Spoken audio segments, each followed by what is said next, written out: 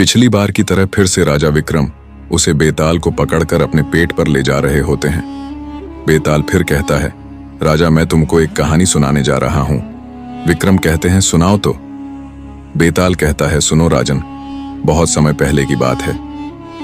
उज्जैनी राज्य में राजा विक्रमसेन का शासन था। राज्य समृद्ध था, लेकिन चोरियों की घटनाएं बढ़ रही थीं।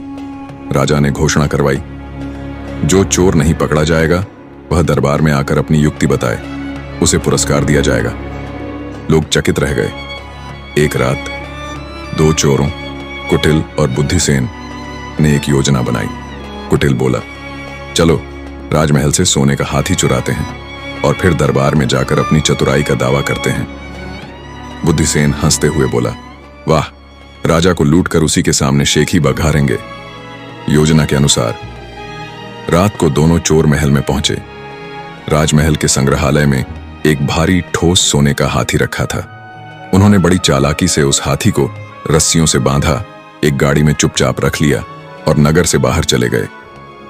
अगली सुबह राजा को झांत हुआ कि सोने का हाथी चोरी हो गया है। राजा क्रोधित हुआ, लेकिन उसने दरबार में आदेश दिया, यदि कोई चोर अपनी युक्ति बताना चाहे तो आ सकता है। कुछ ही दिनों बाद कुटिल और बुद्धिसेन साधारण वेश में दरबार में आए। उन्होंने कहा, महाराज, हम दोनों ही सोने का हाथी चुराकर आपके आदेश का पालन करने आए हैं। हम चाहते हैं कि आप हमारी युक्ति पर विचार करें। पूरे दरबार में सनसनी फैल गई। राजा ने पूछा, तुम दोनों में से मुख्य योजना किसकी थी? कुटिल बोला, मैंने ही योजना बनाई, मार्ग खोजा और हाथी को बांधकर निकाला। बुद्धिसेन बोला, लेकिन मैं ही वह था जिसने हाथी को खींचा, रास्ते में सैनिकों से बचाया और उसे छिपाने का स्थान चुना। दोनों एक दूसरे से अधिक चतुर होने का दावा करने लगे। राजा ने कहा, यदि तुम दोनों इतने चतुर हो तो फैसला भी चतुराई से करो। हाथी किसका? अब बेताल ने राजा विक्रम से पूछा, राजन बताओ, उस सोने के हाथी पर किसका अधिकार था? कुटिल का, जिसने योजना बनाई, या बुद्धिसेन का, जिसने क्रियान्वयन किया?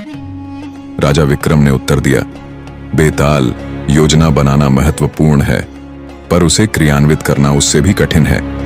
यदि बुद्धिसेन ने योजना न निभाई होती तो हाथी वहीं पड़ा रहता।